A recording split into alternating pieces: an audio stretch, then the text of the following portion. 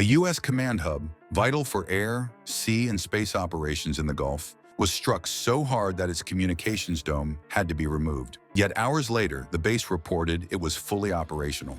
How could a strike look devastating on satellite images and still fail to cripple operations? And more importantly, what did the Pentagon's response reveal about American military deterrence when red lines are crossed? Before we move on, I will like you to subscribe to the channel and like the video. Advanced radars, satellite-linked early warning systems, and multiple layers of interceptor missiles stood watch over Udeid Air Base in Qatar. Patriots, THAAD batteries, and short-range defenses formed what many described as a fortress against any hostile strike. Yet in the early hours when Iran launched a coordinated attack, fireballs still erupted across the sands. The question was simple but unsettling. How did Tehran manage to punch through a shield that was designed to be nearly impenetrable? The assault began with a mix of Shahab and Sejil, ballistic missiles lifting off from Iranian launch sites. The Shahab series, aging but proven, carried range enough to hit across the Gulf within minutes. The Sejil, more advanced and solid-fueled, launched faster, giving defenses less warning to react. Together, the wave forced radar operators at Udeid to sort through dozens of incoming tracks at once. For years, military planners had predicted that this base could withstand such a scenario. Its integrated defenses were tailored to this very threat. Layered intercepts meant each missile would encounter multiple shots aimed at its destruction. But on that night, some of those calculations failed. As the first signatures appeared on radar screens, alarms blared throughout the base. Commanders scrambled ground crews to shelters while Patriot batteries spun skyward. Interceptors streaked into the night, leaving glowing arcs over the desert. THAAD units barked tracking data, adjusting angles to meet the descending warheads above the atmosphere. But saturation takes its toll. Even the most capable systems struggle when dozens of high-speed projectiles arrive on staggered trajectories. Several warheads slipped through, detonating outside hardened shelters and kicking up towering columns of smoke and sand. Reports from the ground fed a chaotic picture. Eyewitnesses spoke of secondary explosions rippling through sections of the base, of communications momentarily disrupted, and of ambulances racing across the tarmac. Social media lit up with claims of mass casualties and destroyed facilities. And yet international outlets offered a sharply different assessment. Reuters released dispatches insisting there were no deaths, contradicting the more dramatic accounts. The truth appeared to lie somewhere in between. Visible damage to structures, but limited loss of life. One reason for this reduced toll was highly unusual. Iranian officials, through indirect channels, had passed advance warning that strikes were incoming.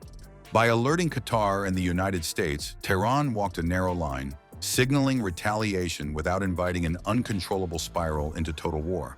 Personnel were relocated into shelters, sensitive equipment was secured, and aircraft were dispersed on the airfield. As a result, when explosions rolled across the base, casualties were far fewer than would otherwise be expected. Still, the images told their own story. Surveillance photographs later showed the geodesic dome that once housed critical communications removed entirely after taking damage. For analysts, the dome became a visible symbol that the base had been breached.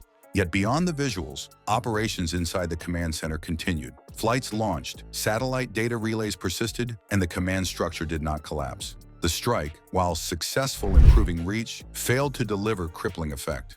That gap between technical penetration and strategic failure was the real takeaway. Iran demonstrated that even heavily defended U.S. hubs in the Gulf could not assume perfect protection.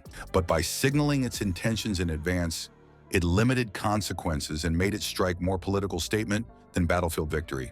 Instead of forcing Washington onto the defensive, Tehran revealed its capabilities without inflicting decisive harm. For U.S. planners, the nuance was irrelevant. A hostile power had touched what was supposed to be an untouchable shield. And for the Pentagon, even a strike deliberately restrained crossed a red line that demanded an overwhelming reply. Within hours of the strike on Udeid, American war planners faced no question of whether to respond. The only debate was how far to go. What rose out of the Pentagon Situation Room was not a limited counterstrike, but one of the most complex air and sea operations launched in the Gulf in decades. The target list stretched from mobile launchers scattered in Iran's deserts to deep underground facilities dug into mountainsides. The mission was codenamed Operation Iron Vengeance, and it was designed not simply to answer Tehran, but to send a message to every observer in the region. The first dilemma was scope. The Pentagon could choose to fire back at the same type of missile batteries Iran had used, a tit-for-tat exchange that would clearly show force but preserve room for negotiations. Or they could strike at the very core of Iran's military programs, including its nuclear infrastructure, in one decisive wave that risked transforming a crisis into a wider conflict. This choice revealed the problem of perception. Statements out of Washington portrayed the attack on Al-Udeid as if it were deliberately planned to cause heavy casualties, while news wires like Reuters emphasized the relatively restrained outcomes. This gap in assessments shaped the response. The American chain of command leaned toward the most robust option. By the following evening, squadrons had already lifted from bases in Qatar and the United Arab Emirates. F-15E Strike Eagles carried payloads built for underground war, 5,000-pound bunker busters designed to penetrate reinforced concrete before exploding. Alongside them, F-35 stealth fighters cut across radar coverage, carrying precision munitions internally so they could approach Iranian sites undetected.